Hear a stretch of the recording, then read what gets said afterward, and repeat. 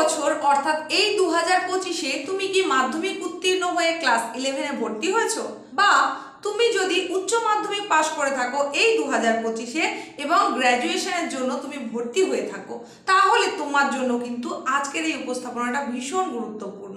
কারণ আজকের উপস্থাপনায় তোমাদেরকে এমন একটা স্কলারশিপের কথা বলতে চলেছি যেখানে তোমার যোগ্যতার মান যেমন জানতে পারা যাবে, তেমনি তোমাকে সম্মান প্রদর্শন করা হবে, তারই সঙ্গে সঙ্গে তুমি পেয়ে যাবে একটা গুরুত্বপূর্ণ স্কলারশিপ। সেখানে কিন্তু যে অ্যামাউন্টটা দেওয়া হবে সেটাও যথেষ্ট বেশি। তাই এই গুরুত্বপূর্ণ উপস্থাপনাটা মনোযোগ সহকারে শুনে নাও। স্কলারশিপ মানে আমাদের মধ্যে যে ধারণা থেকে থাকে যে একটা নির্দিষ্ট পরিমাণ পার্সেন্টেজ অফ মার্কসে যদি উত্তীর্ণ হওয়া যায় তাহলে কোনো একটা স্কলারশিপ, সেটা সরকারি বা বেসরকারি, তার জন্য নির্দিষ্ট একটা অ্যামাউন্ট দেওয়া হয়। আজ যে স্কলারশিপটার কথা বলছি এটার ধারণাটা একটু আলাদা, কারণ এই স্কলারশিপটা একটা অবশ্যই সরকারি স্কলারশিপ, পশ্চিমবঙ্গ সরকার অনুমোদিত স্কলারশিপ। তবে এই স্কলারশিপটা পেতে গেলে তোমার যোগ্যতার মাপকাঠিটা একটু ভিন্ন রকমের হতে হবে। কিরকম?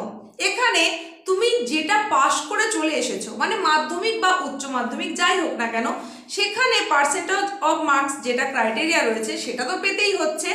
তবে শুধু সেটা পেলেই যে চলবে এমন কিন্তু নয়, তোমাকে নতুন করে আবার একটা পরীক্ষায় বসতে হবে এবং সেই পরীক্ষায় যদি তুমি উত্তীর্ণ হও তবেই তুমি এই স্কলারশিপটা পেতে পারবে।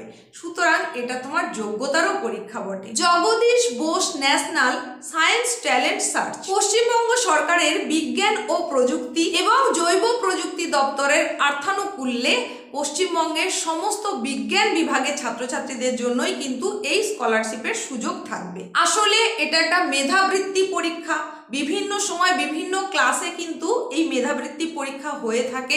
এটা একেবারে সরকারি মেধাবৃত্তি পরীক্ষা এবং সেই পরীক্ষায় উত্তীর্ণ হলে তুমি স্কলারশিপটা পাবে। যারা যারা তোমরা মাধ্যমিক উত্তীর্ণ হয়েছো, মাধ্যমিক উত্তীর্ণ হয়ে ক্লাস 11-এ ভর্তি হয়েছো সায়েন্স স্ট্রিমে, তাদের জন্য এই সুযোগ যেমন থাকছে তেমনি সুযোগ থাকছে যারা 2025-এ উচ্চ মাধ্যমিক উত্তীর্ণ হয়েছো বিজ্ঞান বিষয় নিয়ে এবং বিভিন্ন কোর্স, বিজ্ঞানের ওপরে বিভিন্ন কোর্স অ্যাপ্লাই করেছো, ভর্তি হয়েছো, তাদের জন্য কিন্তু এই স্কলারশিপের সুযোগ থাকছে। আর এই স্কলারশিপ যেটা বললাম JBNSTS স্কলারশিপ, এটার জন্য তোমাকে আবেদন করতে হবে সম্পূর্ণ অনলাইনে।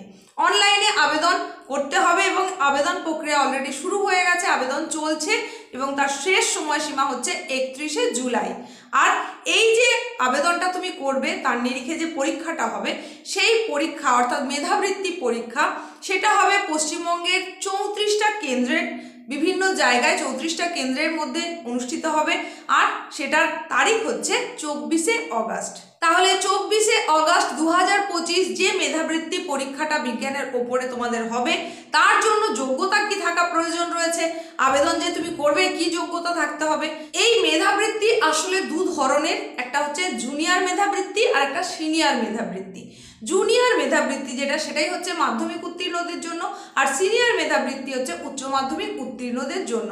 তাহলে মাধ্যমিক উত্তীর্ণরা যদি 75% মার্কস পেয়ে থাকে তাহলেই কিন্তু তারা এটার আবেদন করতে পারছে, যেটা হচ্ছে জুনিয়র বৃত্তি।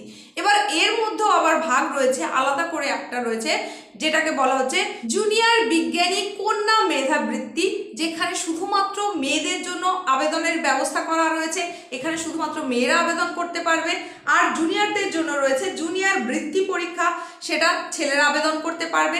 সিনিয়রদের ক্ষেত্রেও একই রকমের রয়েছে, সিনিয়র বৃত্তি পরীক্ষাটাও দুরকম ভাবেই হচ্ছে, একটা সিনিয়র বিজ্ঞানী কন্যা মেধাবৃত্তি আর একটা সিনিয়র বৃত্তি পরীক্ষা।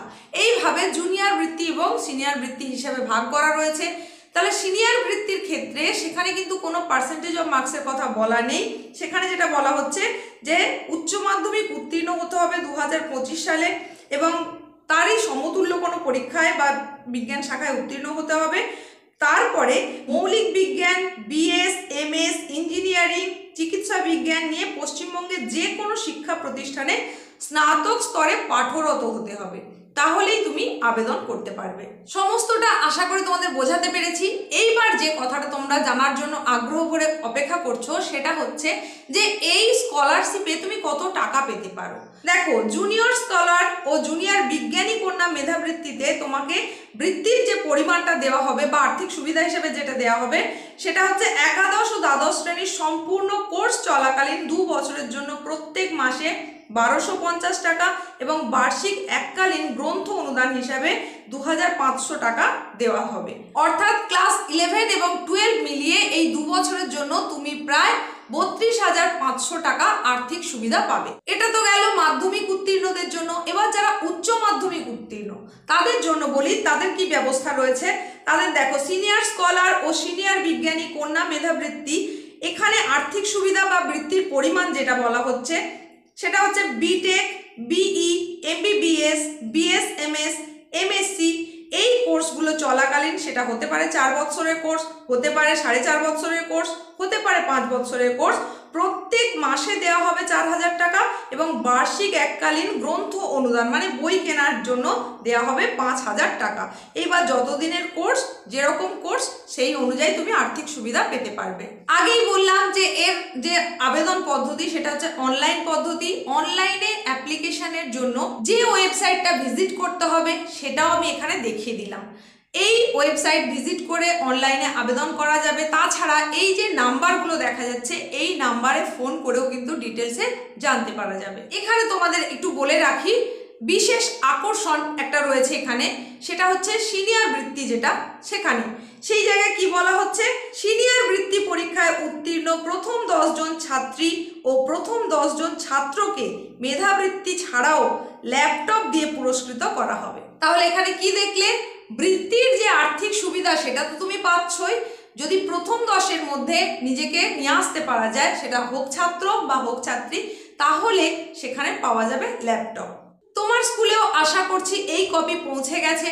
তুমি যদি আরও ডিটেলসে কিছু জানতে চাও তাহলে স্কুলে যোগাযোগ করো, এই সম্পর্কে আরও বিস্তারিত জেনে নাও। তাছাড়া তোমাকে অনেকগুলো ফোন নম্বরও দেখিয়ে দিলাম এখানে, সেই মারফতও কিন্তু তুমি জেনে নিতে পারো। তবে অবশ্যই যেগুলো তোমার লাগবে সেটা হচ্ছে তোমার পাস সার্টিফিকেট, সেটা তো লাগছেই। তার সঙ্গে সঙ্গে তুমি যে ভর্তি হয়েছো নতুন ক্লাসে সেই ভর্তির রসিদটা লাগছে। আর তুমি যে সায়েন্স বিভাগেই ভর্তি হয়েছো মাধ্যমিক উত্তীর্ণ হয়ে সেই সম্পর্কিত একটা HM এর লেখা কিন্তু লাগবে।